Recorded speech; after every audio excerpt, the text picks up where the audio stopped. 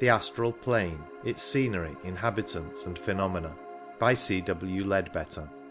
London, Theosophical Publishing Society, 7 Duke Street, Adelphi, W.C. Benares, Theosophical Publishing Society. Madras, The Theosophist Office, Adyar, 1895. Preface. Few words are needed in sending this little book out into the world. It is the 5th of a series of manuals designed to meet the public demand for a simple exposition of theosophical teachings. Some have complained that our literature is at once too abstruse, too technical, and too expensive for the ordinary reader, and it is our hope that the present series may succeed in supplying what is a very real want. Theosophy is not only for the learned, it is for all. Perhaps among those who in these little books catch their first glimpse of its teachings, there may be a few who will be led by them to penetrate more deeply into its philosophy, its science and its religion, facing its abstruser problems with the student's zeal and the neophyte's ardour. But these manuals are not written for the eager student, whom no initial difficulties can daunt. They are written for the busy men and women of the workaday world, and seek to make plain some of the great truths that render life easier to bear and death easier to face. Written by servants of the masters, who are elder brothers of our race, they can have no other object than to serve our fellow men. The Astral Plane. Introduction. Reference to the astral plane, or Kamaloka as it is called in Sanskrit, has frequently been made by theosophical writers, and a good deal of information on the subject of this realm of nature is to be found scattered here and there in our books. But there is not, so far as I am aware, any single volume to which one can turn for a complete summary of the facts at present known to us about this interesting region. The object of this manual is to collect and make some attempt to arrange this scattered information, and also to supplement it slightly in cases where new facts have come to our knowledge. It must be understood that any such additions are only the result of the investigations of a few explorers, and must not therefore be taken as in any way authoritative, but are given simply for what they are worth. On the other hand, every precaution in our power has been taken to ensure accuracy, no fact, old or new, being admitted to this manual unless it has been confirmed by the testimony of at least 2 independent trained investigators among ourselves, and has also been passed as correct by older students whose knowledge on these points is necessarily more greater than ours. It is hoped, therefore, that this account of the astral plane, though it cannot be considered as quite complete, may yet be found reliable as far as it goes. The first point which it is necessary to make clear in describing this astral plane is its absolute reality. Of course, in using that word, I am not speaking from that metaphysical standpoint from which all but the one unmanifested is unreal because impermanent. I am using the word in its plain everyday sense, and I mean by it that the objects and inhabitants of the astral plane are real in exactly the same way as our own bodies, our furniture, our houses or monuments are real as Charing Cross, to quote an expressive remark from one of the earliest theosophical works. They will no more endure forever than will objects on the physical plane, but they are nevertheless realities from our point of view while they last, realities which we cannot afford to ignore merely because the majority of mankind is as yet unconscious, or but vaguely conscious of their existence. There appears to be considerable misunderstanding even among theosophical students upon this question of the reality of the various planes of the universe. This may perhaps be partly due to the fact that the word plane has occasionally been very loosely used in our literature, writers speaking vaguely of the mental plane, the moral plane, and so on, and this vagueness has led many people to suppose that the information on the subject which is to be found in theosophical books is inexact and speculative, a mere hypothesis incapable of definite proof. No one can get a clear conception of the teachings of the wisdom religion until he has at any rate an intellectual grasp of the fact that in our solar system there exist perfectly definite planes, each with its own matter of different degrees of density, and that some of these planes can be visited and observed by persons who have qualified themselves for the work, exactly as a foreign country might be visited and observed, and that by comparison of the observations of those who are constantly working on these planes, evidence can be obtained of their existence and nature at least as satisfactory as that which most of us have for the existence of Greenland or Spitzbergen. The names usually given to these planes, taking them in order of materiality, rising from the denser to the finer, are the physical, the astral, the devachanic, the sushuptic, and the nirvanic. Higher than this last are two others, but they are so far above our present power of conception that for the moment they may be left out of consideration. Now it should be understood that the matter of each of these planes differs from that of the one below it in the same way as, though to a much greater degree than, vapour differs from solid matter. In fact, the states of matter which we call solid, liquid, and gaseous are merely the three lowest subdivisions of the matter belonging to this one physical plane. The astral region, which I am to attempt to describe, is the second of these great planes of nature, the next above or within that physical world with which we are all familiar. It has often been called the realm of illusion, not that it is itself any more illusory than the physical world,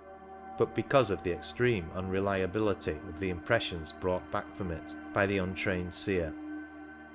This is to be accounted for mainly by two remarkable characteristics of the astral world. First, that many of its inhabitants have a marvellous power of changing their forms with Protean rapidity, and also of casting practically unlimited glamour over those with whom they choose to sport. And secondly, that sight on that plane is a faculty very different from, and much more extended than physical vision. An object is seen, as it were, from all sides at once, the inside of a solid being as plainly open to the view as the outside. It is therefore obvious that an inexperienced visitor to this new world may well find considerable difficulty in understanding what he really does see, and still more in translating his vision into the very inadequate language of ordinary speech. A good example of the sort of mistake that is likely to occur is the frequent reversal of any number which the seer has to read from the astral light, so that he would be liable to render, say, 139 as 931, and so on. In the case of a student of occultism trained by a capable master,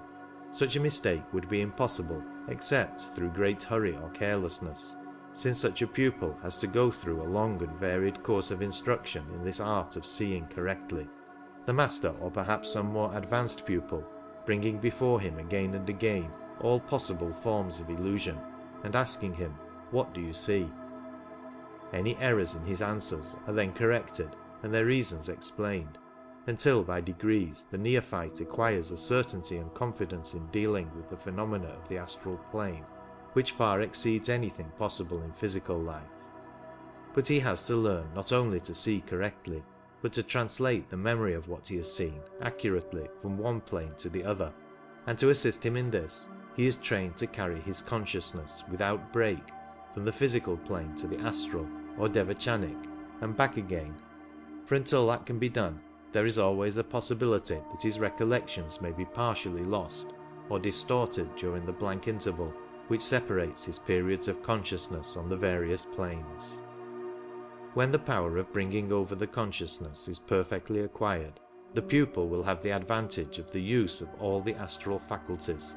not only while out of his body during sleep or trance, but also while fully awake in ordinary physical life. It has been the custom of some theosophists to speak with scorn of the astral plane and treat it as entirely unworthy of attention,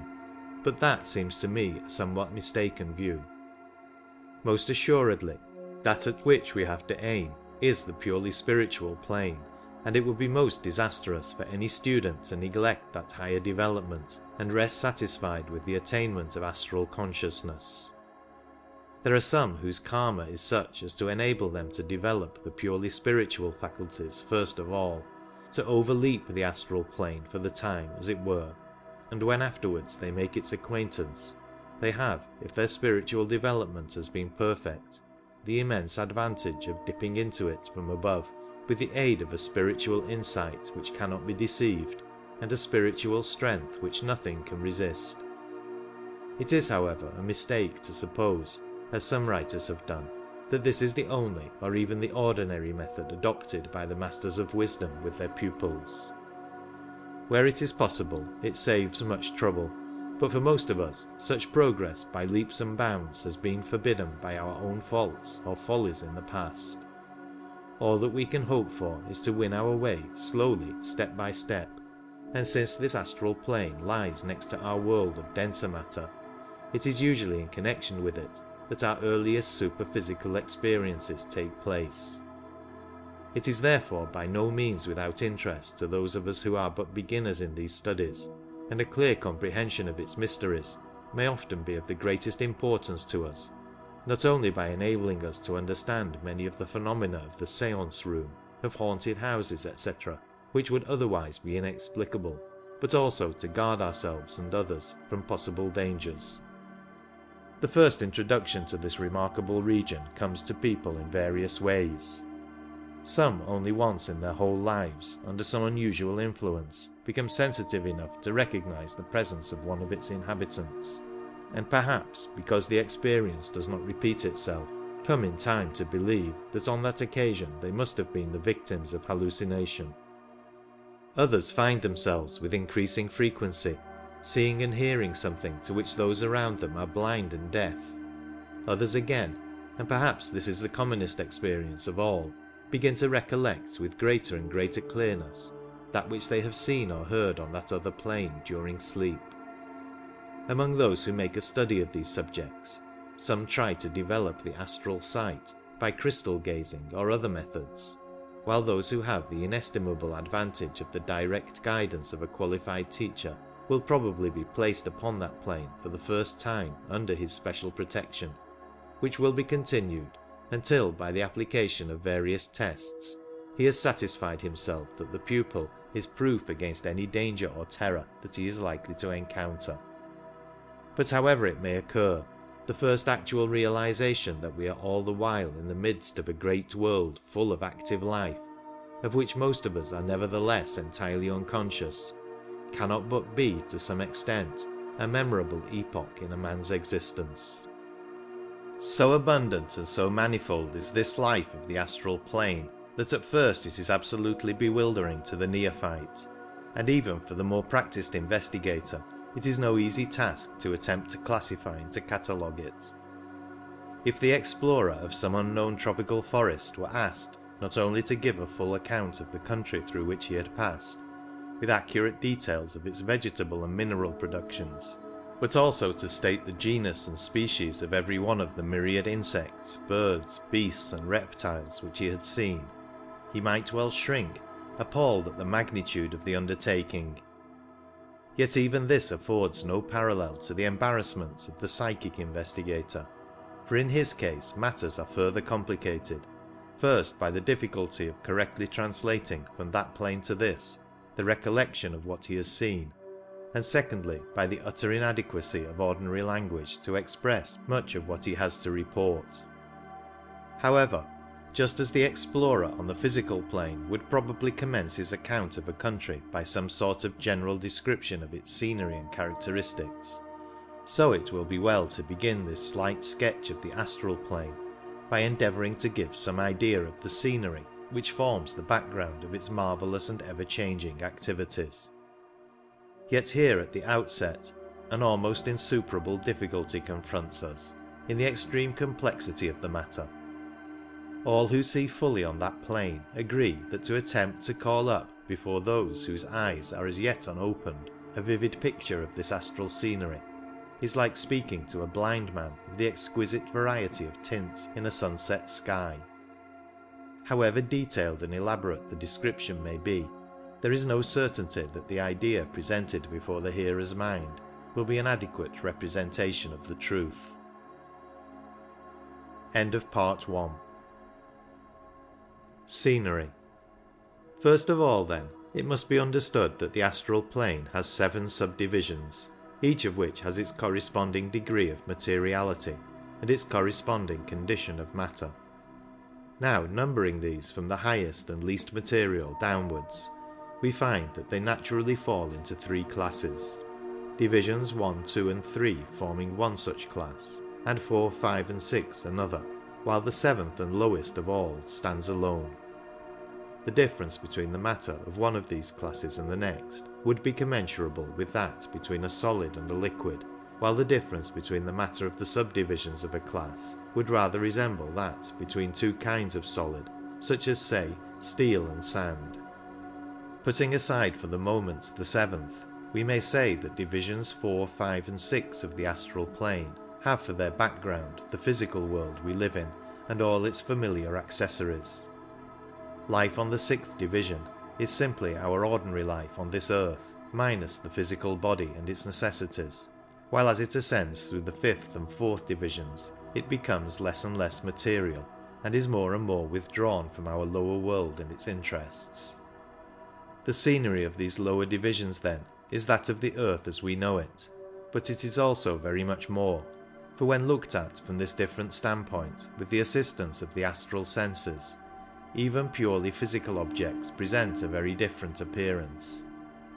As has already been mentioned, they are seen by one whose eyes are fully opened, not as usual from one point of view, but from all sides at once, an idea in itself sufficiently confusing. And when we add to this that every particle in the interior of a solid body is as fully and clearly visible as those on the outside, it will be comprehended that under such conditions even the most familiar objects may at first be totally unrecognizable. Yet a moment's consideration will show that such vision approximates much more closely to true perception than does physical sight. Looked at on the astral plane, for example, the sides of a glass cube would all appear equal, as they really are, while on the physical plane we see the further side in perspective. That is, it appears smaller than the nearer side, which is of course a mere illusion.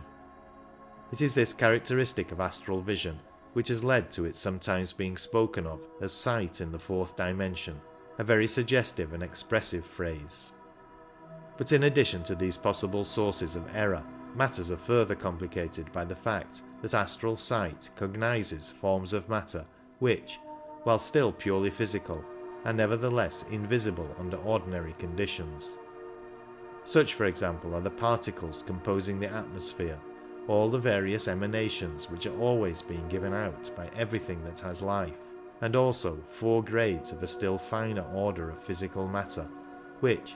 for want of more distinctive names, must all be described as etheric. The latter form a kind of system by themselves, freely interpenetrating all other physical matter, and the investigation of their vibrations and the manner in which various higher forces affect them would in itself constitute a vast field of deeply interesting study for any man of science who possessed the requisite sight for its examination. Even when our imagination has fully grasped all that is comprehended in what has already been said, we do not yet understand half the complexity of the problem,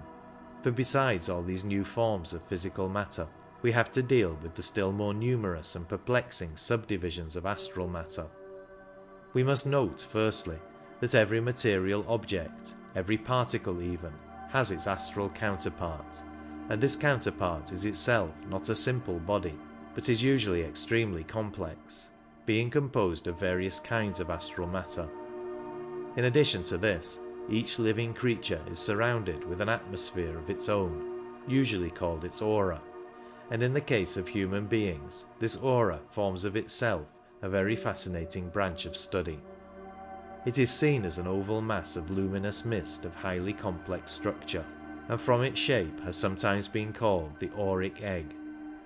Theosophical readers will hear with pleasure that even at the early stage of his development, at which the pupil begins to acquire this astral sight, he is able to assure himself by direct observation of the accuracy of the teaching given through our great founder, Madame Blavatsky, on the subject of some at least of the 7 principles of man.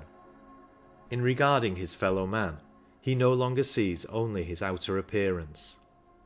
Exactly coextensive with that physical body, he clearly distinguishes the etheric double which in theosophical literature has usually been called the Linga Sharira, while the Jiva, as it is absorbed and specialized into prana, as it circulates in rosy light throughout the body, as it eventually radiates from the healthy person in its altered form, is also perfectly obvious. Most brilliant and easily seen of all perhaps, though belonging to quite a different order of matter, the astral, is the karmic aura, which expresses by its vivid and ever-changing flashes of colour the different desires which sweep across the man's mind from moment to moment. This is the true astral body. Behind that, and consisting of a finer grade of matter, that of the rupa levels of Devachan, lies the Devachanic body or aura of the lower manas, whose colours, changing only by slow degrees as the man lives his life, show the disposition and character of the personality. While still higher and infinitely more beautiful, where at all clearly developed, is the living light of the Karana Sharira, the aura or vehicle of the higher manas, which shows the stage of development of the real ego in its passage from birth to birth. But to see these, the pupil must have developed something more than mere astral vision. It will save the student much trouble if he learns at once to regard these auras not as mere emanations, but as the actual manifestation of the ego on their respective planes, if he understands that it is the auric egg which is the real man,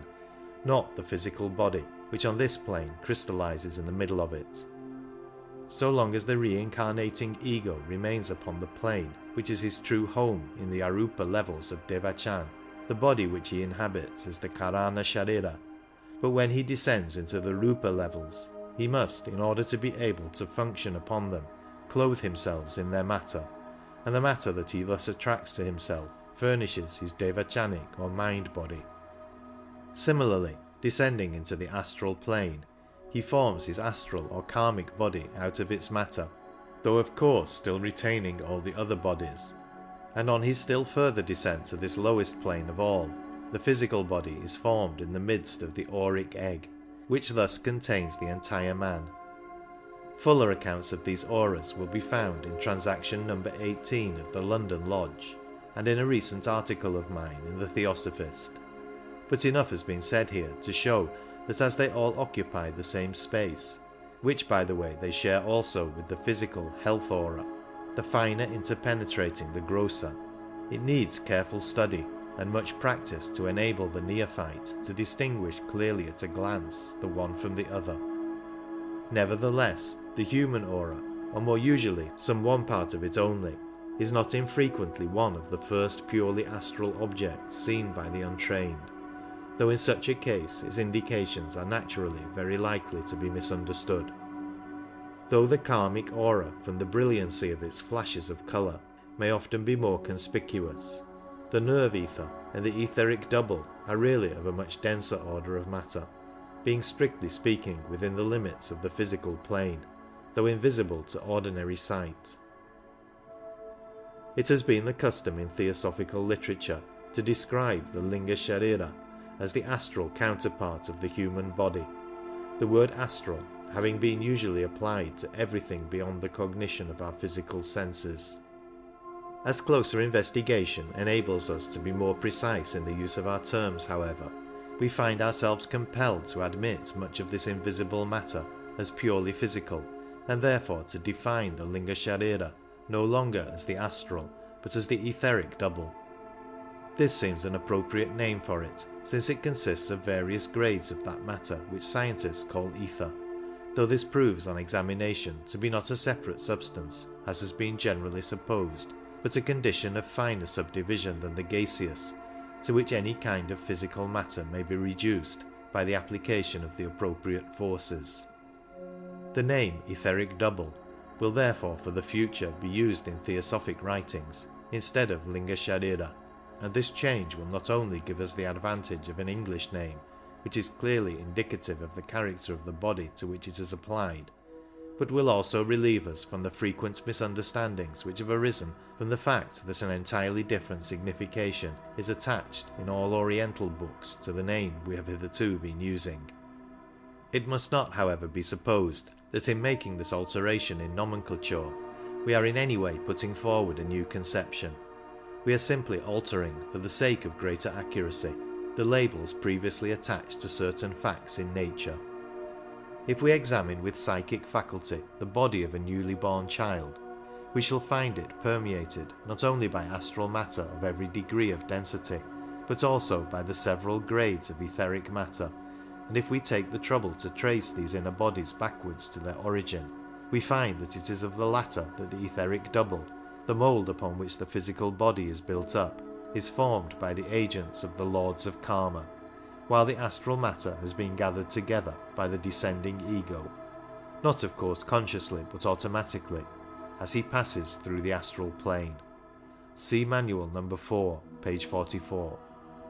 Into the composition of the etheric double must enter something of all the different grades of etheric matter, but the proportions may vary greatly, and are determined by several factors, such as the race, subrace, and type of a man, as well as by his individual karma. When it is remembered that these 4 subdivisions of matter are made up of numerous combinations, which in their turn form aggregations that enter into the composition of the atom, of the so-called element of the chemist, it will be seen that this second principle of man is highly complex,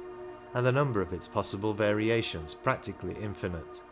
so that, however complicated and unusual a man's karma may be, the Leadbeater are able to give a mould in accordance with which a body exactly suiting it can be formed.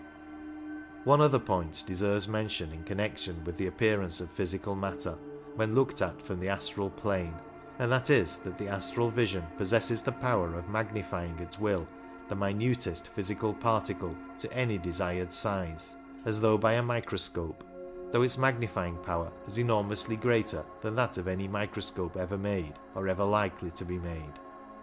The hypothetical molecule and atom postulated by science are therefore visible realities to the occult student, though the latter recognizes them as much more complex in their nature than the scientific man has yet discovered them to be. Here again is a vast field of study of absorbing interest, to which a whole volume might readily be devoted, and a scientific investigator who should acquire this astral sight in perfection would not only find his experiments with ordinary and known phenomena immensely facilitated, but would also see stretching before him entirely new vistas of knowledge, needing more than a lifetime for their thorough examination. For example, one curious and very beautiful novelty brought to his notice by the development of this vision would be the existence of other and entirely different colours beyond the limits of the ordinary visible spectrum, the ultra-red and ultraviolet rays which science has discovered by other means being plainly perceptible to astral sight. We must not, however, allow ourselves to follow these fascinating bypaths, but must resume our endeavour to give a general idea of the appearance of the astral plane. It will by this time be obvious that though, as above stated, the ordinary objects of the physical world form the background to life on certain levels of the astral plane, yet so much more is seen of their real appearance and characteristics that the general effect differs widely from that with which we are familiar. For the sake of illustration, take a rock as an example of the simpler class of objects. When regarded with trained sight, it is no mere inert mass of stone. First of all, the whole of the physical matter of the rock is seen, instead of a very small part of it. Secondly, the vibrations of its physical particles are perceptible. Thirdly, it is seen to possess an astral counterpart composed of various grades of astral matter, whose particles are also in constant motion. Fourthly, the jiva, or universal life, is seen to be circulating through it and radiating from it. Fifthly, an aura will be seen surrounding it, though this is of course much less extended and varied than in the case of the higher kingdoms. Sixthly, its appropriate elemental essence is seen permeating it, ever active but ever fluctuating. In the case of the vegetable, animal and human kingdoms, the complications are naturally much more numerous. It may be objected by some readers that no such complexities as these are described by most of the psychics who occasionally get glimpses of the astral world, nor are they reported at seances by the entities that manifest there. but this is readily accounted for. Few untrained persons on that plane, whether living or dead, see things as they really are until after very long experience. Even those who do see fully are often too dazed and confused to understand or remember, and among the very small minority who both see and remember, there are hardly any who can translate the recollection into language on our lower plane. Many untrained psychics never examine their visions scientifically at all. They simply obtain an impression which may be quite correct, but may also be half false, or even wholly misleading.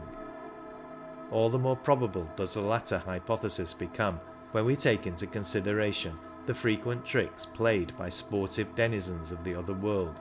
against which the untrained person is usually absolutely defenseless. It must also be remembered that the regular inhabitant of the astral plane, whether he be human or elemental, is under ordinary circumstances conscious only of the objects of that plane,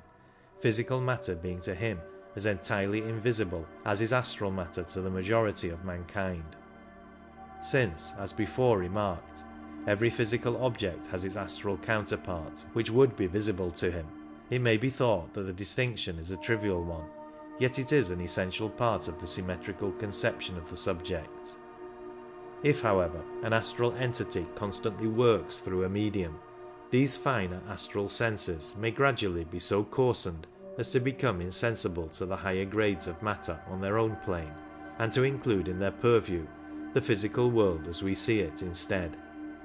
But only the trained visitor from this life, who is fully conscious on both planes, can depend upon seeing both clearly and simultaneously.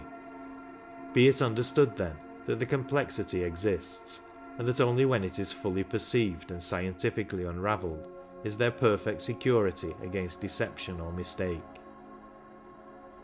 For the seventh or lowest subdivision of the astral plane, also this physical world of ours may be said to be the background,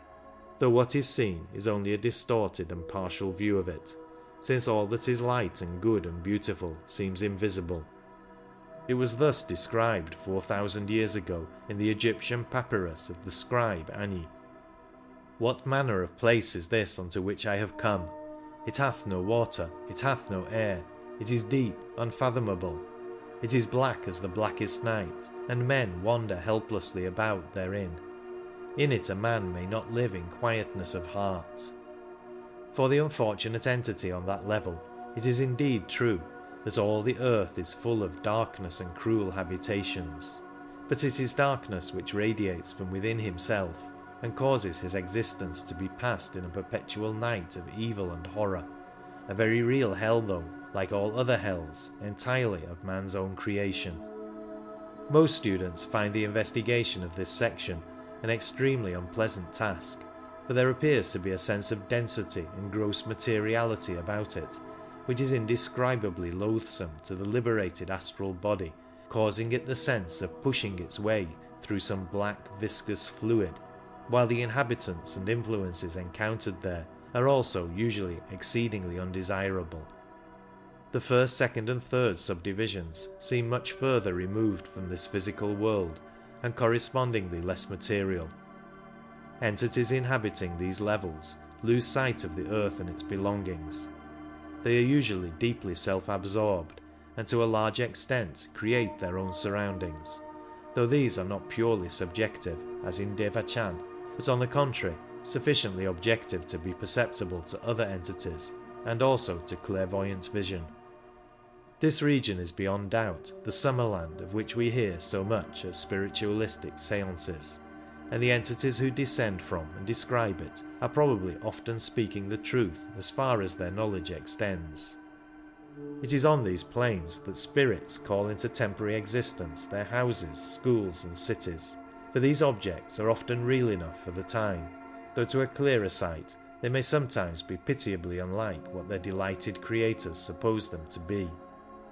Nevertheless, many of the imaginations that take form there are of real though temporary beauty,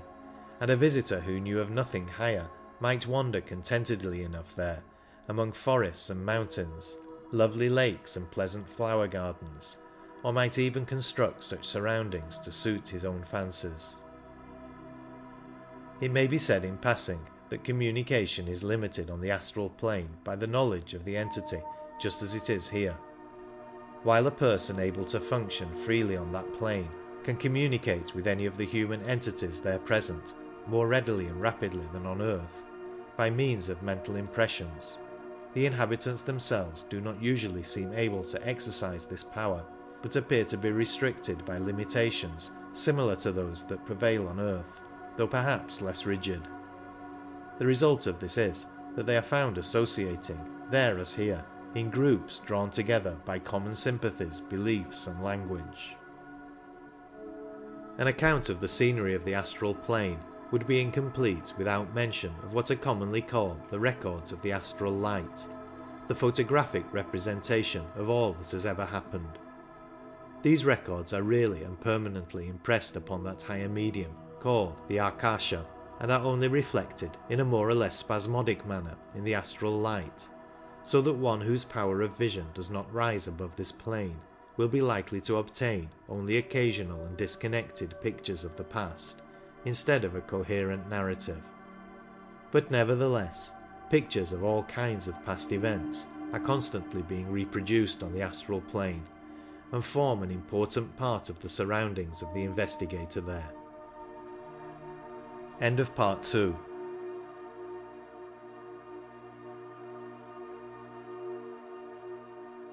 Inhabitants. Having sketched in, however slightly, the background of our picture, we must now attempt to fill in the figures, to describe the inhabitants of the astral plane. The immense variety of these entities makes it exceedingly difficult to arrange and tabulate them. Perhaps the most convenient method will be to divide them into three great classes: the human, the non-human, and the artificial. 1. Human. The human denizens of Karmaloka fall naturally into two groups, the living and the dead, or, to speak more accurately, those who still have a physical body and those who have not. 1. Living. The entities which manifest on the astral plane during physical life may be subdivided into four classes. 1. The adept or chela in the Mayavirupa. This body is the artificial vehicle used on the four lower or Rupa divisions of the Devachanic plane by those capable of functioning there during earth life, and is formed out of the substance of the mind-body. The pupil is at first unable to construct this for himself, and has therefore to be content with his ordinary astral body composed of the less refined matter of the karmic aura, but at a certain stage of his progress the master himself forms his Mayavirupa for him for the first time, and afterwards instructs and assists him until he can make it for himself easily and expeditiously. When this facility is attained, this vehicle is habitually used in place of the grosser astral body, since it permits of instant passage from the astral to the Devachanic plane and back again at will, and allows of the use at all times of the higher powers belonging to its own plane. It must be noted, however, that a person travelling in the Mayavirupa is not perceptible to merely astral vision, unless he chooses to make himself so, by gathering around him particles of astral matter, and so creating for himself a temporary body suitable to that plane. Though such a temporary creation would resemble the ordinary astral body only as a materialization resembles the physical body, in each case it is a manifestation of a higher entity on a lower plane in order to make himself visible to those whose senses cannot yet transcend that plane. But whether he be in the Mayavirupa or the astral body, the pupil who is introduced to the astral plane under the guidance of a competent teacher has always the fullest possible consciousness there, and is in fact himself exactly as his friends know him on earth, minus only the four lower principles in the former case and the three lower in the latter, and plus the additional powers and faculties of this higher condition which enable him to carry on far more easily and far more efficiently on that plane during sleep the theosophical work which occupies so much of his thought in his waking hours. Whether he will remember fully and accurately on the physical plane what he has done or learnt on the other depends largely, as before stated, upon whether he is able to carry his consciousness without intermission from the one state to the other. 2. The psychically developed person who is not under the guidance of a master. Such a person may or may not be spiritually developed, for the two forms of advancement do not necessarily go together, and when a man is born with psychic powers, it is simply the result of efforts made during a previous incarnation, which may have been of the noblest and most unselfish character,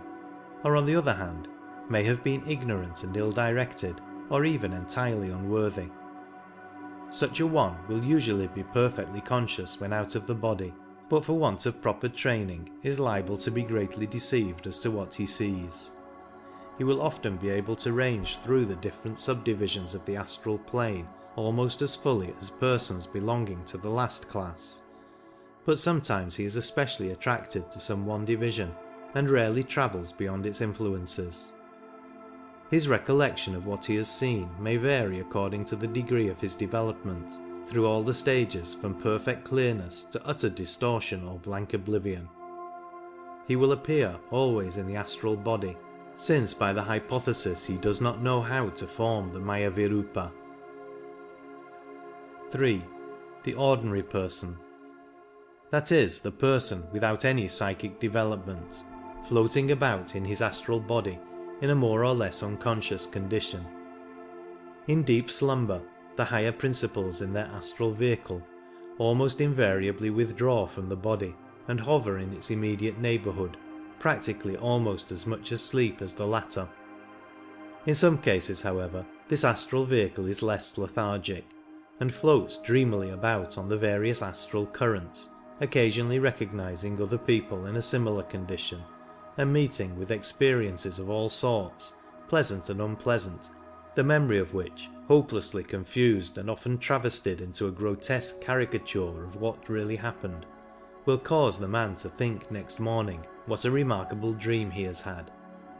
These extruded astral bodies are almost shapeless, and very indefinite in outline in the case of the more backward races and individuals. But as the man develops in intellect and spirituality, his floating astral becomes better defined and more closely resembles his physical encasement. Since the psychical faculties of mankind are in course of evolution, and individuals are at all stages of their development, this class naturally melts by imperceptible gradations into the former one. 4. The Black Magician or his pupil. This class corresponds closely to the first, except that the development has been for evil instead of good,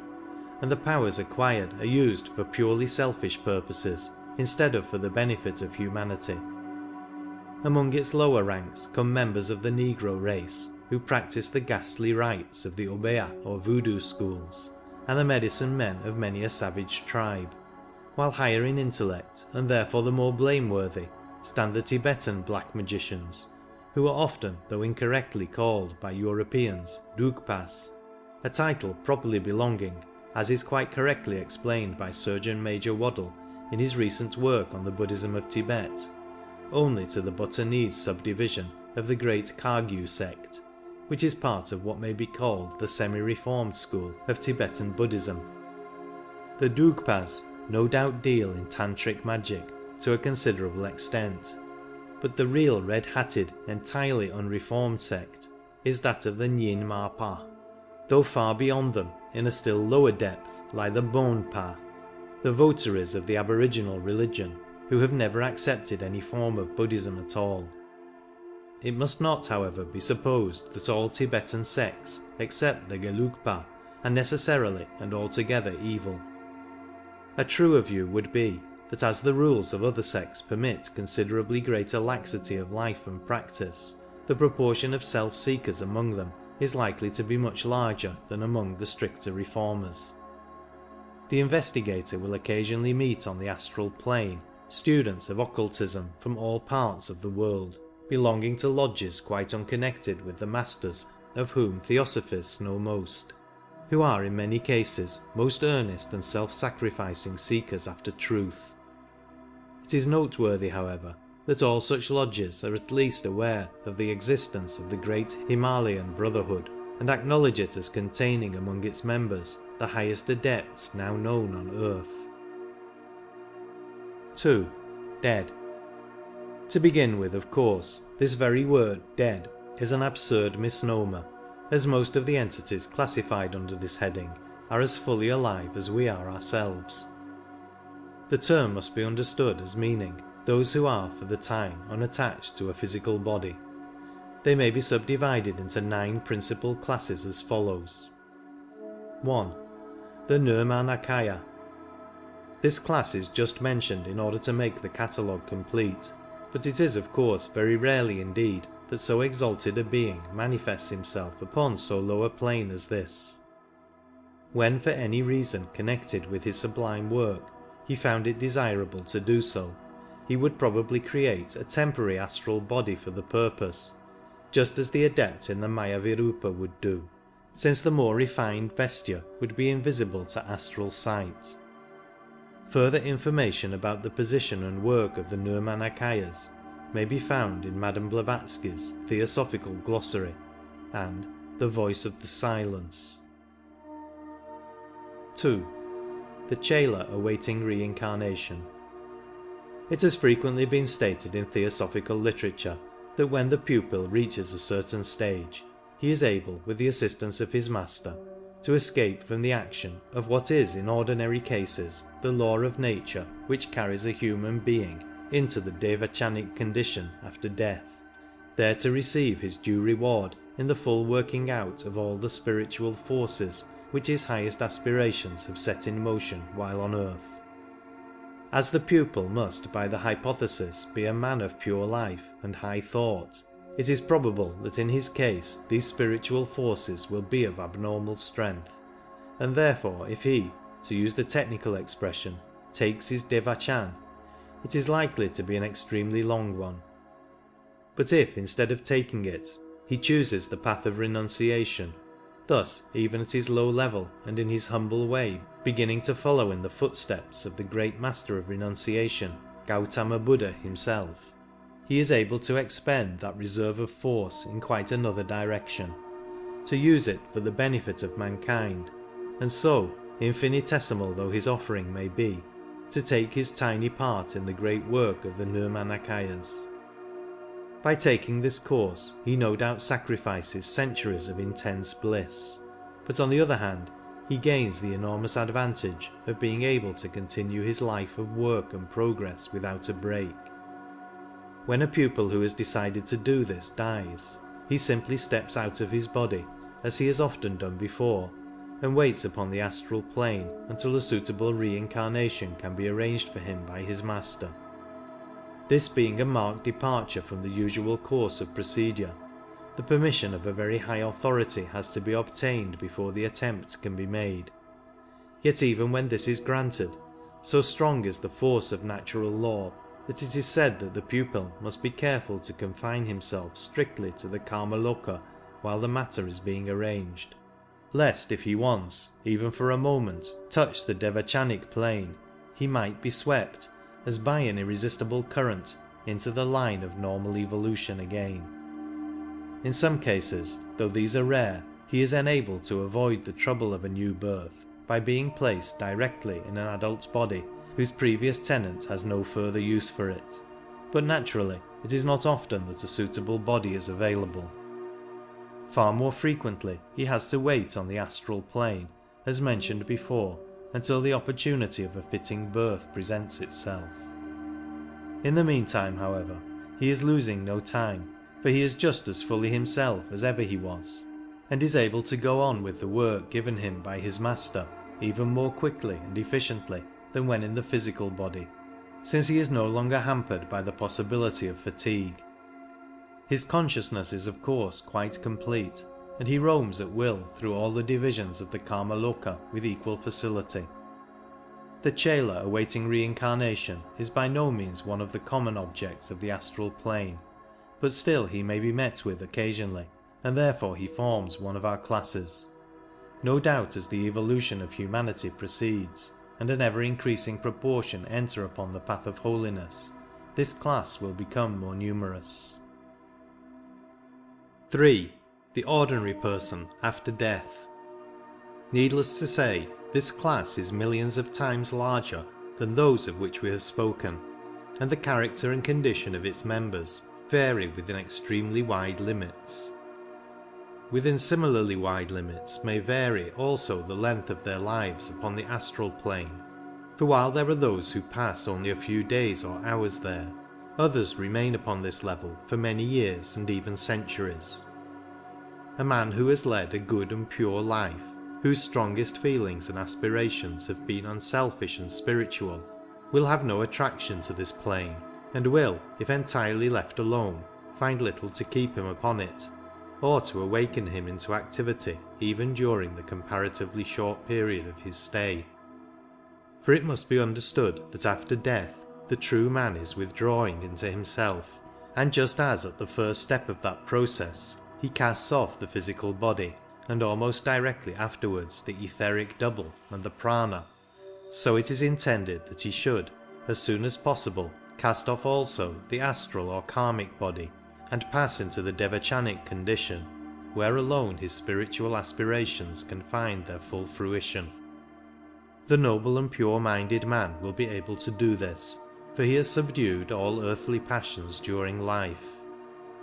The force of his will has been directed into higher channels, and there is therefore but little energy of lower desire to be worked out in Kamaloka.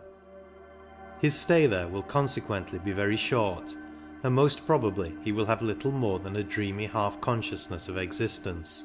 until he sinks into the sleep during which his higher principles finally free themselves from the karmic envelope and enter upon the blissful rest of Devachan.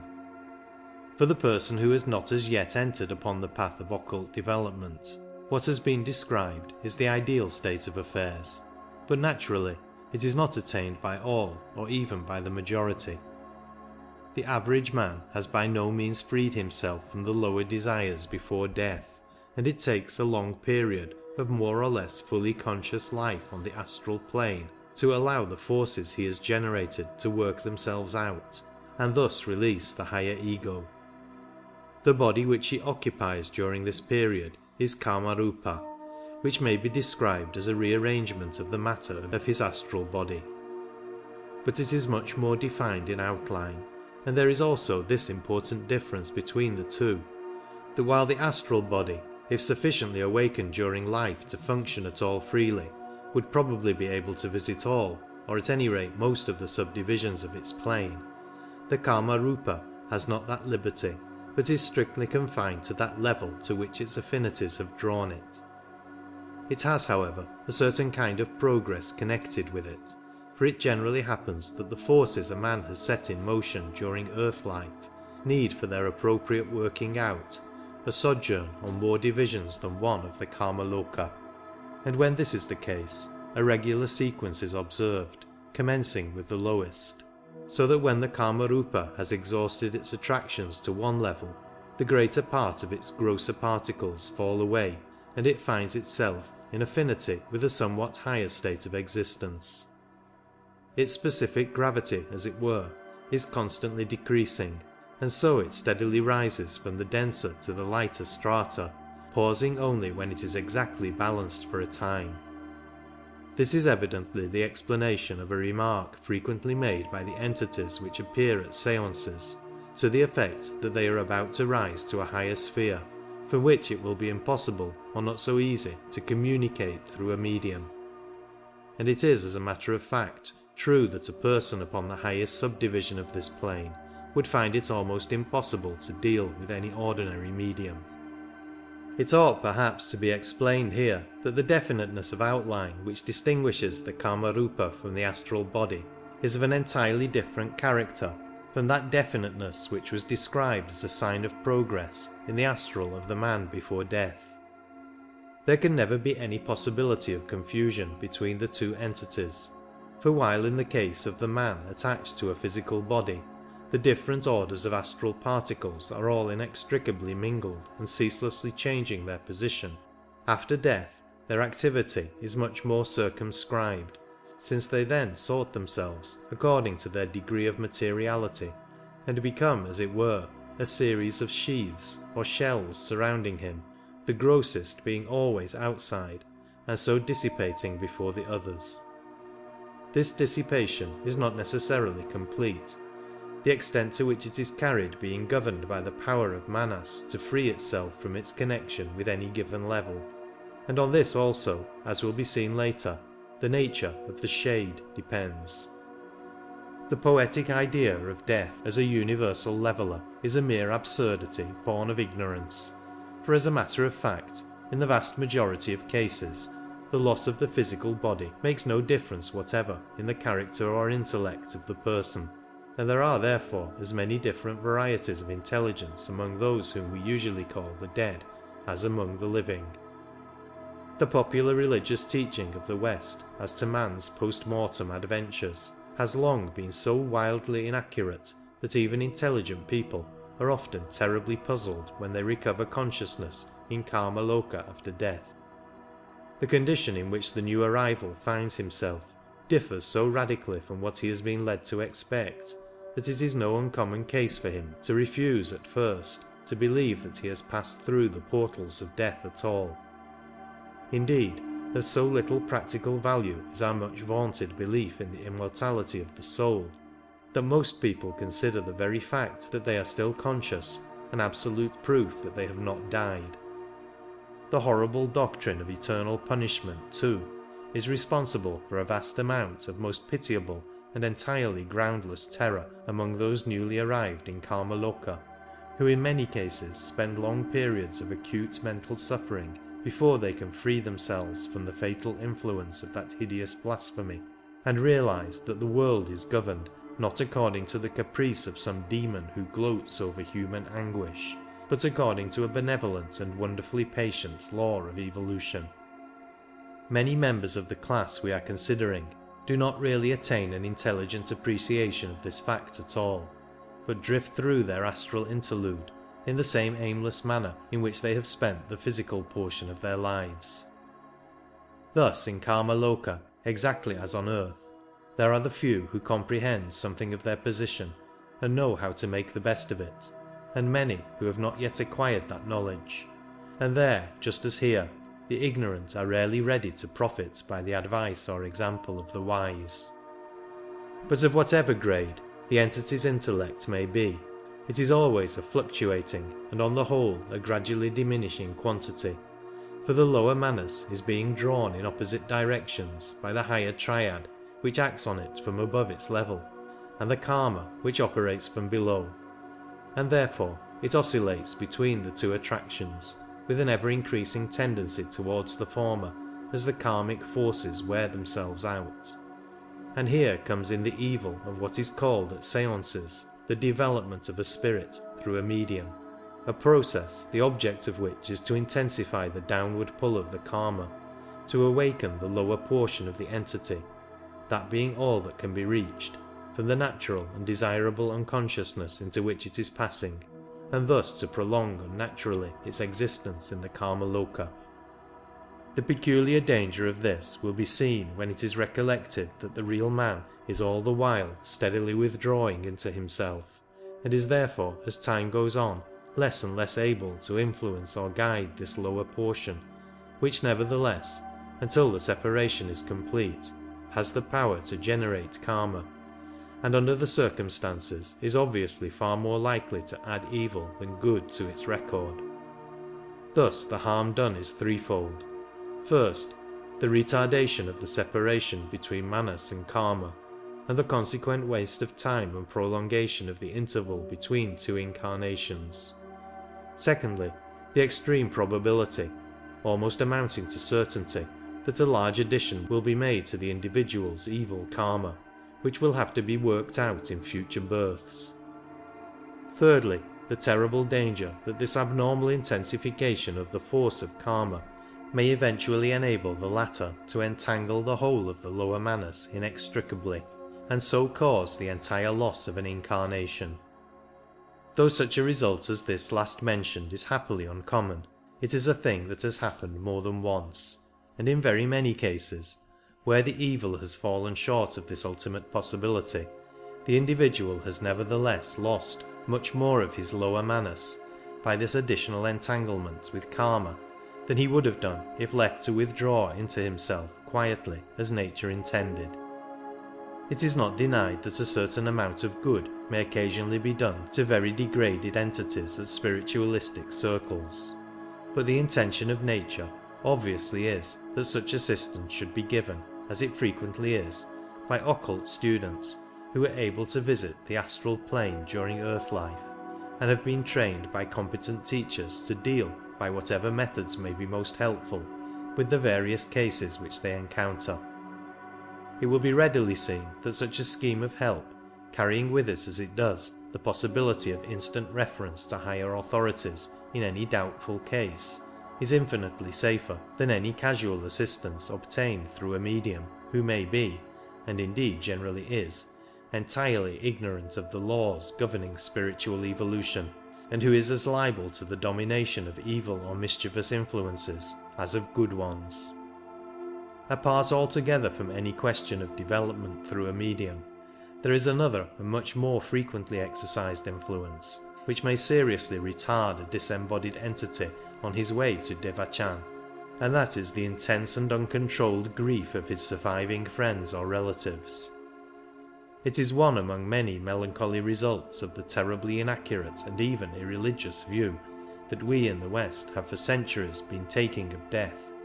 that we not only cause ourselves an immense amount of wholly unnecessary pain over this temporary parting from our loved ones, but we also do serious injury to those for whom we bear so deep an affection by means of this very regret which we feel so acutely. As one of our ablest writers has recently told us, when our departed brother is sinking peacefully and naturally into pre-devachanic unconsciousness, an awakening may be caused by the passionate sorrow and desires of friends left on earth,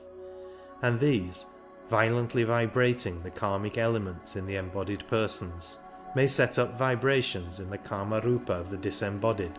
and so reach and rouse the lower manas not yet withdrawn to and reunited with its parent, the spiritual intelligence. Thus it may be roused from its dreamy state to vivid remembrance of the earth life so lately left. This awakening is often accompanied by acute suffering, and even if this be avoided, the natural process of the triad freeing itself is rudely disturbed, and the completion of its freedom is delayed. Death and After, page 32. It would be well if those whose loved ones have passed on before them would learn from these undoubted facts the duty of restraining, for the sake of those dear ones, a grief which, however natural it may be, is yet in its essence selfish. Not that the occult teaching counsels forgetfulness of the dead, far from it, but it does suggest that a man's affectionate remembrance of his departed friend is a force which, if properly directed into the channel of earnest good wishes for his progress towards Devachan and his quiet passage through Karmaloka, might be of real value to him, whereas when wasted in mourning for him and longing to have him back again, it is not only useless but harmful. It is with a true instinct that the Hindu religion prescribes its Shraddha ceremonies, and the Catholic Church its prayers for the dead. It sometimes happens, however, that the desire for communication is from the other side, and that an entity of the class we are considering has something which it specially desires to say to those whom it has left behind. Occasionally this message is an important one, such as, for example, an indication of the place where a missing will is concealed. But more often it seems to us quite trivial. Still, whatever it may be, if it is firmly impressed upon the mind of the dead person, it is undoubtedly desirable that he should be enabled to deliver it, as otherwise the anxiety to do so would perpetually draw his consciousness back into the earth life and prevent him from passing to higher spheres. In such a case, a psychic who can understand him, or a medium through whom he can write or speak, is of real service to him. It should be observed that the reason why he cannot usually write or speak without a medium is that one state of matter can ordinarily act only upon the state next below it, and, as he now has no denser matter in his organism than that of which the Kama-rupa is composed, he finds it impossible to set up vibrations in the physical substance of the air, or to move the physical pencil without borrowing living matter of the intermediate order contained in the etheric double, by means of which an impulse can readily be transferred from the one plane to the other. Now, he would be unable to borrow this material from an ordinary person, because such a man's principles would be too closely linked together to be separated by any means likely to be at his command. But the very essence of mediumship is the ready separability of the principles. So, from a medium, he can draw without difficulty the matter he needs for his manifestation, whatever it may be. When he cannot find a medium, or does not understand how to use one, he sometimes makes clumsy and blundering endeavours to communicate on his own account, and by the strength of his will he sets elemental forces blindly working, perhaps producing such apparently aimless manifestations as stone throwing, bell ringing, etc. It consequently frequently happens that a psychic or medium going to a house where such manifestations are taking place may be able to discover what the entity who produces them is attempting to say or do, and may thus put an end to the disturbance. This would not, however, invariably be the case, as these elemental forces are occasionally set in motion by entirely different causes. But for one entity who is earthbound by the desire to communicate with his surviving friends, there are thousands who, if left alone, would never think of doing so, although when the idea is suggested to them through a medium, they will respond to it readily enough, for since during earth life their interests were probably centered less in spiritual than in worldly affairs, it is not difficult to reawaken in them vibrations sympathetic to matters connected with the existence they have so lately left. And this undesirable intensification of early thoughts is frequently brought about by the interference of well-meaning but ignorant friends, who endeavour to get communications from the departed through a medium, with the result that just in proportion to their success he is subjected to the various dangers mentioned above. It should also be remembered that the possible injury to the entity itself is by no means all the harm that may accrue from such a practice, for those who habitually attend séances during life are almost certain to develop a tendency to haunt them after death, and so themselves in turn run the risks into which they have so often brought their predecessors. Besides, it is well known that the vital energy necessary to produce physical manifestations is frequently drawn from the sitters as well as from the medium, and the eventual effect on the latter is invariably evil, as is evinced by the large number of such sensitives who have gone either morally or psychically to the bad, some becoming epileptic, some taking to drink, others falling under influences which induced them to stoop to fraud and trickery of all kinds. 4. The shade. When the separation of the principles is complete, the Kama-loka life of the person is over, and as before stated, he passes into the devachanic condition. But just as when he dies to this plane, he leaves his physical body behind him, so when he dies to the astral plane, he leaves his Kama-rupa behind him. If he has purged himself from all earthly desires during life, and directed all his energies into the channels of unselfish spiritual aspiration, his higher ego will be able to draw back into itself the whole of the lower manas which it put forth into incarnation. In that case, the Kama-rupa left behind on the astral plane will be a mere corpse, like the abandoned physical body, and it will then come not into this class but into the next.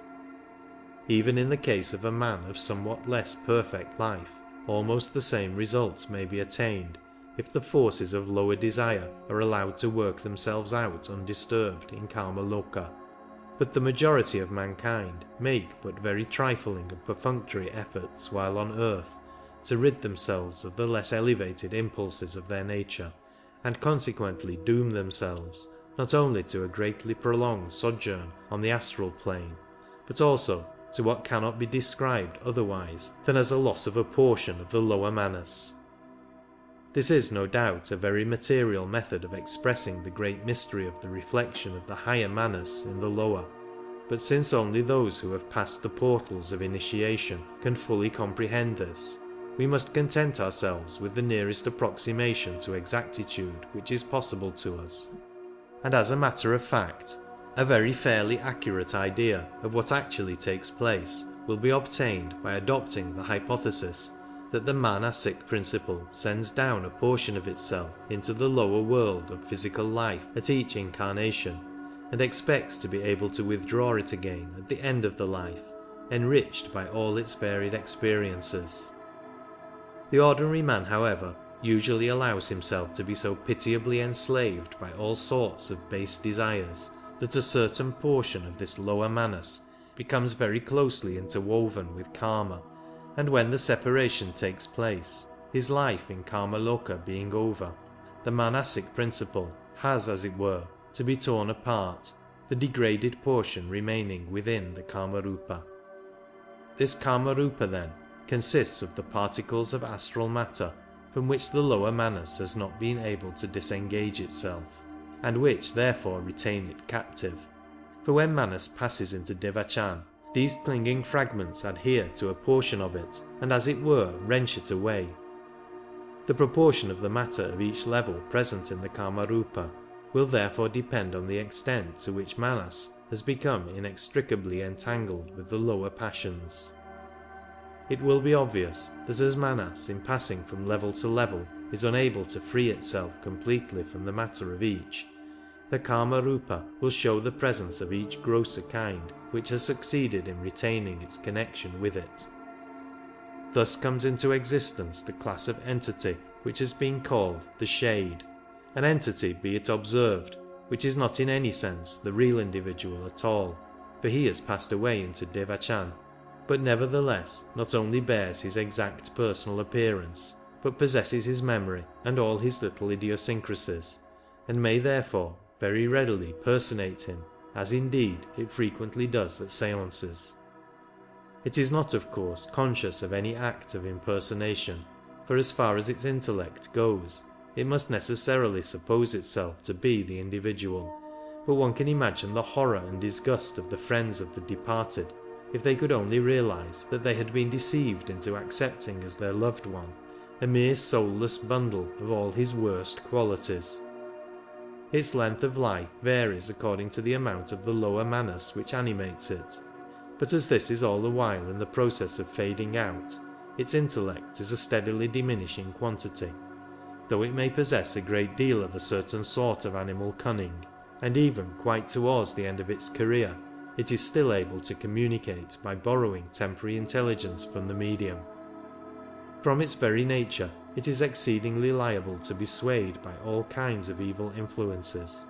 and, having separated from its higher ego, it has nothing in its constitution capable of responding to good ones. It therefore lends itself readily to various minor purposes of some of the baser sort of black magicians. So much of the matter of the manasic nature as it possesses gradually disintegrates and returns to its own plane, though not to any individual mind, and thus the shade fades by almost imperceptible gradations into a member of our next class. 5. The shell. This is absolutely the mere astral corpse in process of disintegration,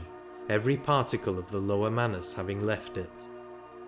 It is entirely without any kind of consciousness or intelligence, and is drifted passively about upon the astral currents, just as a cloud might be swept in any direction by a passing breeze. But even yet it may be galvanized for a few moments into a ghastly burlesque of life, if it happens to come within reach of a medium's aura. Under such circumstances it will still exactly resemble its departed personality in appearance, and may even reproduce to some extent his familiar expressions or handwriting, but it does so merely by the automatic action of the cells of which it is composed, which tend under stimulation to repeat the form of action to which they are most accustomed, and whatever amount of intelligence may lay behind any such manifestation has most assuredly no connection with the original entity, but is lent by the medium or his guides for the occasion. It is, however, more frequently temporarily vitalized in quite another manner, which will be described under the next head. It has also the quality of being still blindly responsive to such vibrations, usually of the lowest order, as were frequently set up in it during its last stage of existence as a shade, and consequently persons in whom evil desires or passions are predominant will be very likely, when they attend physical seances, to find these intensified and, as it were, thrown back upon them by the unconscious shells. There is also another variety of corpse which it is necessary to mention under this head, though it belongs to a much earlier stage of man's post-mortem history. It has been stated above that after the death of the physical body, the Kama-rupa is comparatively quickly formed, and the etheric double cast off, this latter body being destined to slow disintegration, precisely as is the Kama-rupic shell at a later stage of the proceedings. This etheric shell, however, is not to be met with drifting aimlessly about, as is the variety with which we have hitherto been dealing. On the contrary, it remains within a few yards of the decaying physical body, and since it is readily visible to anyone even slightly sensitive, it is accountable for many of the commonly current stories of churchyard ghosts. A psychically developed person passing one of our great cemeteries will see hundreds of these bluish-white, misty forms hovering over the graves where are laid the physical vestures which they have recently left, and as they, like their lower counterparts, are in various stages of disintegration, the sight is by no means a pleasant one. This also, like the other kind of shell, is entirely devoid of consciousness and intelligence, and though it may under certain circumstances be galvanized into a very horrible form of temporary life, this is possible only by means of some of the most loathsome rites of one of the worst forms of black magic, about which the less said the better. It will thus be seen that in the successive stages of his progress from earth life to Devachan, man casts off and leaves to slow disintegration no less than 3 corpses: the physical body, the etheric double, and the Kama-rupa, all of which are by degrees resolved into their constituent elements and utilized anew on their respective planes by the wonderful chemistry of nature. 6. The vitalized shell. This entity ought not, strictly speaking, to be classified under the head human at all, since it is only its outer vesture, the passive, senseless shell, that was once an appanage of humanity. Such life, intelligence, desire, and will as it may possess are those of the artificial elemental animating it, and that, though in terrible truth a creation of man's evil thought, is not itself human. It will therefore perhaps be better to deal with it more fully under its appropriate class among the artificial entities, as its nature and genesis will be more readily comprehensible by the time that part of our subject is reached. Let it suffice here to mention that it is always a malevolent being, a true tempting demon, whose evil influence is limited only by the extent of its power. Like the shade, it is frequently used to further the horrible purposes of the voodoo and obeah forms of magic. Some writers have spoken of it under the name elementary, but as that title has, at one time or other, been used for almost every variety of post-mortem entity, it has become so vague and meaningless that it is perhaps better to avoid it. 7. The suicide or victim of sudden death. It will be readily understood that a man who is torn from physical life hurriedly while in full health and strength, whether by accident or suicide, finds himself upon the astral plane under conditions differing considerably from those which surround one who dies either from old age or from disease. In the latter case, the hold of earthly desires upon the entity is more or less weakened, and probably the very grossest particles are already got rid of, so that the Kama-rupa will most likely form itself on the 6th or 5th subdivision of the Kamaloka, or perhaps even higher. The principles have been gradually prepared for separation, and the shock is therefore not so great. In the case of the accidental death or suicide, none of these preparations have taken place, and the withdrawal of the principles from their physical encasement has been very aptly compared to the tearing of the stone out of an unripe fruit. A great deal of the grossest kind of astral matter still clings around the personality, which is consequently held in the 7th or lowest subdivision of the Kamaloka. This has already been described as anything but a pleasant abiding place, yet it is by no means the same for all those who are compelled for a time to inhabit it. The victims of sudden death, whose earth lives have been pure and noble, have no affinity for this plane, and the time of their sojourn upon it is passed, to quote from an early letter on this subject, either in happy ignorance and full oblivion, or in a state of quiet slumber, a sleep full of rosy dreams. But on the other hand, if their earth lives have been low and brutal, selfish and sensual, they will, like the suicides, be conscious to the fullest extent in this undesirable region, and they are liable to develop into terribly evil entities, inflamed with all kinds of horrible appetites which they can no longer satisfy directly now they are without a physical body. They gratify their loathsome passions vicariously through a medium or any sensitive person whom they can obsess, and they take a devilish delight in using all the arts of delusion which the astral plane puts in their power in order to lead others into the same excesses which have proved so fatal to themselves. Quoting again from the same letter, these are the pisachas, the incubi and succubi of medieval writers, demons of thirst and gluttony, of lust and avarice, of intensified craft, wickedness and cruelty, provoking their victims to horrible crimes and revelling in their commission.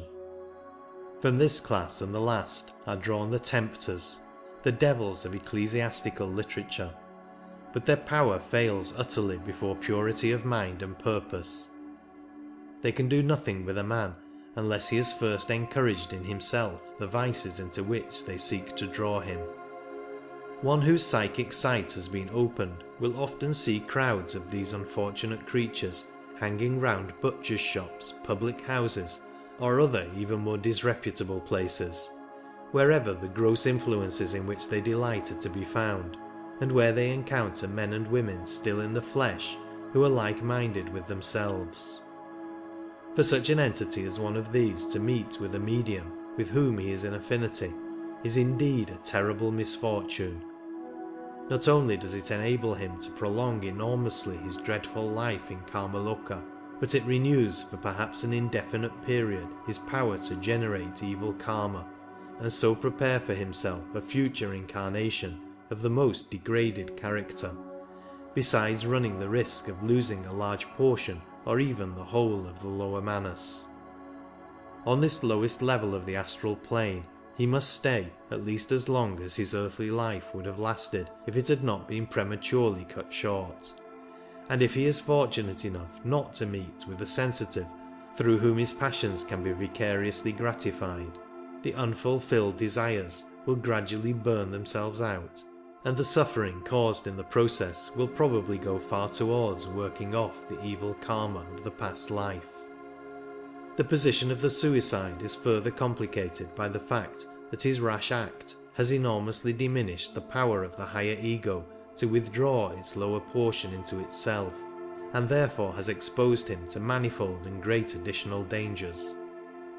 But it must be remembered that the guilt of suicide differs considerably, according to its circumstances, from the morally blameless act of Seneca or Socrates, through all degrees down to the heinous crime of the wretch who takes his own life in order to escape from the entanglements into which his villainy has brought him, and of course the position after death varies accordingly. It should be noted that this class, as well as the shades and the vitalized shells, are all what may be called minor vampires. That is to say, whenever they have the opportunity, They prolong their existence by draining away the vitality from human beings whom they find themselves able to influence. This is why both medium and sitters are often so weak and exhausted after a physical séance. A student of occultism is taught how to guard himself from their attempts, but without that knowledge it is difficult for one who puts himself in their way to avoid being more or less laid under contribution by them. 8. The Vampire and Werewolf.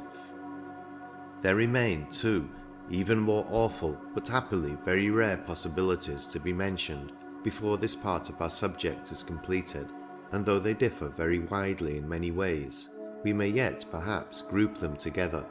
since they have in common the qualities of unearthly horror and of extreme rarity,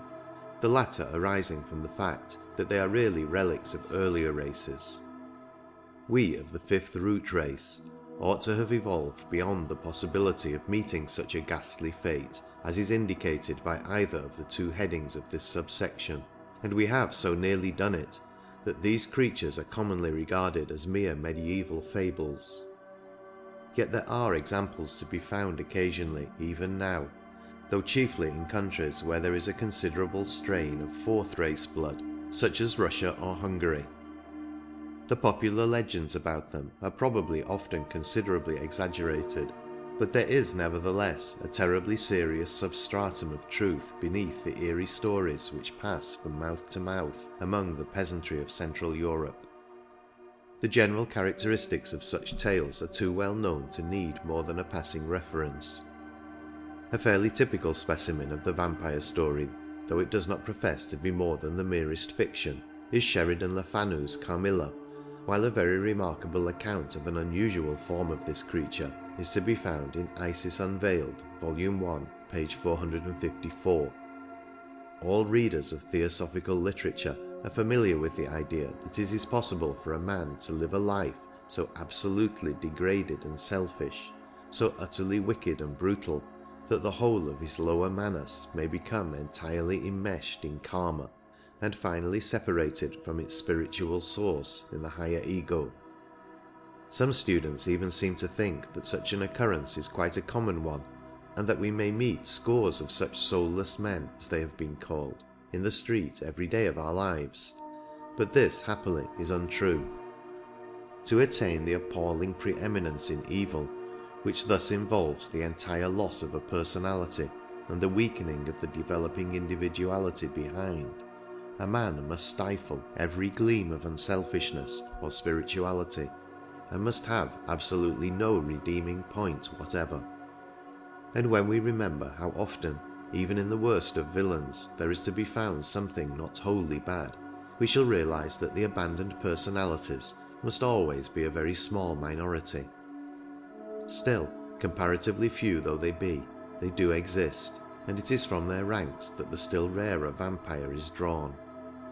The lost entity would very soon after death find himself unable to stay in Karmaloka, and would be irresistibly drawn in full consciousness into his own place, the mysterious eighth sphere, there slowly to disintegrate after experiences best left undescribed. If, however, he perishes by suicide or sudden death, he may, under certain circumstances, especially if he knows something of black magic, hold himself back from that awful fate by a death in life scarcely less awful, the ghastly existence of the vampire. Since the eighth sphere cannot claim him until after the death of the body, he preserves it in a kind of cataleptic trance by the horrible expedient of the transfusion into it of blood drawn from other human beings by his semi-materialized Kamarupa, and thus postpones his final destiny by the commission of wholesale murder. As popular superstition again quite rightly supposes, the easiest and most effectual remedy in such a case is to exhume and burn the body, thus depriving the creature of his point d'appui. When the grave is opened, the body usually appears quite fresh and healthy, and the coffin is not infrequently filled with blood. Of course, in countries where cremation is the custom, vampirism of this sort is impossible. The werewolf, though equally horrible, is the product of a somewhat different karma, and indeed ought perhaps to have found a place under the first instead of the second division of the human inhabitants of Kamaloka, since it is always during a man's lifetime that he first manifests under this form. It invariably implies some knowledge of magical arts, sufficient at any rate to be able to project the astral body. When a perfectly cruel and brutal man does this, there are certain circumstances under which the body may be seized upon by other astral entities and materialized, not into the human form, but into that of some wild animal, usually the wolf, and in that condition it will range the surrounding country, killing other animals and even human beings, thus satisfying not only its own craving for blood, but that of the fiends who drive it on. In this case, as so often with the ordinary astral body, any wound inflicted upon the animal materialization will be reproduced upon the human physical body by the extraordinary phenomenon of repercussion, though after the date of that physical body, the Kama-rupa, which will probably continue to appear in the same form, will be less vulnerable. It will then, however, be also less dangerous, as unless it can find a suitable medium, it will be unable to materialize fully. It has been the fashion of this century to scoff at what are called the foolish superstitions of the ignorant peasantry, but as in the above cases, so in many others, the occult student finds on careful examination that obscure or forgotten truths of nature lie behind what at first sight appears mere nonsense, and he learns to be cautious in rejecting as well as cautious in accepting. Intending explorers of the astral plane need have little fear of encountering the very unpleasant creatures described under this head,